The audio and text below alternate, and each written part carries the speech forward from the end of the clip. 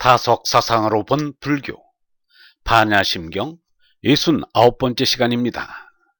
오늘은 시원한 생각이라는 제목으로 말씀드리겠습니다.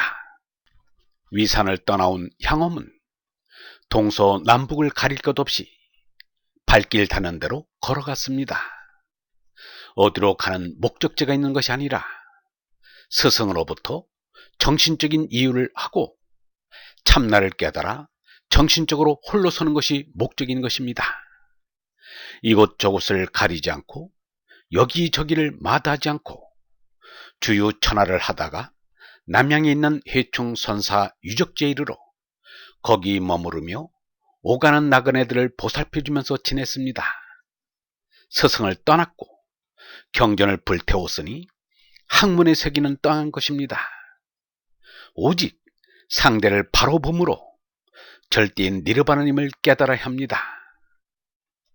하루는 향엄이 해충선사의 무덤가에서 풀을 깎다가 깨진 기왓장이 걸리자 낱날을 다칠세라 주워서 멀리 던졌습니다. 그러자 기왓장 조각이 무덤 둘레에 우거진 대나무 줄기에 부딪혀 탁 소리를 내며 떨어졌습니다. 그 소리에 향엄은 번개처럼 스치는 영감을 얻었습니다. 일경망소지 이불가수지. 탁 소리에 이제까지 알던 것을 잊고 참을 찾는 지혜는 빌릴 수 없다는 생각이었습니다. 이제까지 알던 것을 잊었다는 것은 개밥에 도토리처럼 뒹굴고 쌈지 주머니에 송곳처럼 삐져나오던 전하가 죽었다는 말입니다. 아는 것을 다 잊어버리면 죽은 것입니다. 제나가 죽으면 니르바나님이 보내시는 다르마인 참나가 들어섭니다. 다르마의 나는 어머니 뱃속에서 나기 전에 참나입니다. 이 참나인 얼라는 니르바나님의 생명이라 시간과 공간을 초월하여 존재합니다. 그래서 예수는 아브라함이 나기 전부터 내가 있느니라고 하고 아버지 창세 전에 내가 아버지와 함께 가졌던 영화로서 지금도 아버지와 함께 나를 영화롭게 하소서라고 했던 것입니다. 이 체험은 남이 대신해 줄 수 있는 게 아니라 반드시 스스로 체험해야 합니다.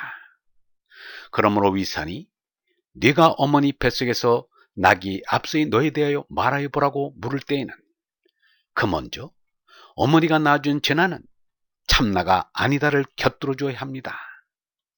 이 정도에 이르면 반야심경의 무명에서 노사까지 없다는 말뜻을 바로 알아둘 수 있을 것입니다. 니르바나님의 생명인 얼라는 그 자체가 진리의 빛이라 어둠이 없으며 나지 않고 죽지 않으니 죽음이란 없다는 말입니다. 유영모가 죽음에 관하여 말하기를 죽음이란 없다. 그런데도 사람들은 죽음의 노예가 되어 있다.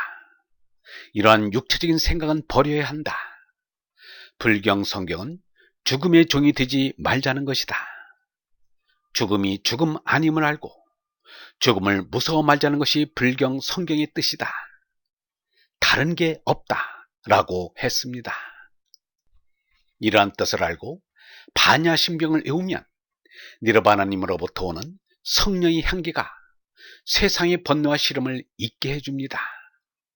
유영모는 덧붙여 말하기를 좋은 사상은 내 생명을 약통케 한다.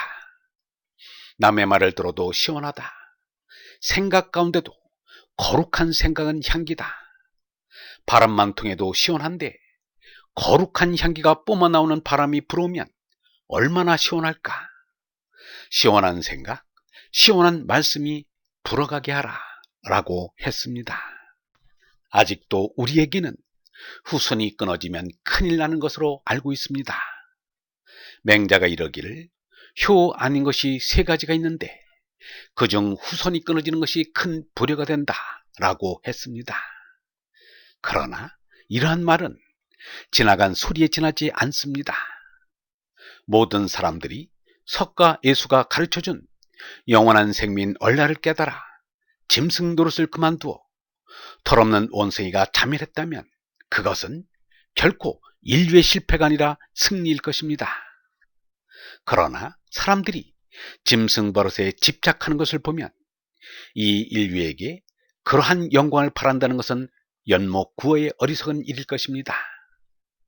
인구의 폭발적인 증가에서 오는 환경 파괴와 오염으로 머지않아 자멸하게 되었다니 이 불명예만은 막아야 되지 않겠는가.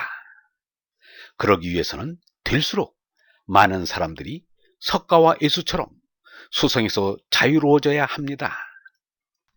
공자는 석가 예수에 비하면 가족주의적이라고 할 수 있습니다. 그러나 지금 우리가 생각하는 만큼의 가족주의자는 결코 아니었습니다. 공자는 아들 리도 먼저 죽었고 제자 해도 먼저 죽었습니다.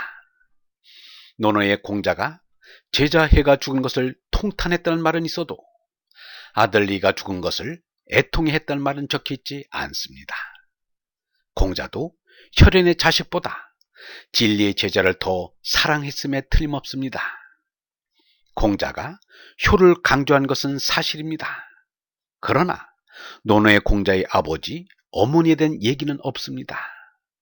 정신적으로 사숙한 주공을 여러 번 꿈꾸었다는 말이 있을 뿐이지 부모님을 꿈꿨다는 말은 없습니다. 석가와 예수가 하느님께 효를 다한 것이 육신의 부모님께도 영광을 미친 것입니다. 공자는 결코 뒤에 사람들이 생각하는 것처럼 혈연의 가족이나 친척밖에 모르는 그런 혈연지상주의자가 아님을 우리는 알아야 합니다. 공자는 오늘의 유교처럼 맹목적으로 어버이에 대한 효를 주장하는 것이 아닙니다. 공자는 어버이에 대한 효보다 하느님에 대한 효를 앞세웠습니다. 공자는 무엇보다 천명을 가장 두려워했던 것입니다.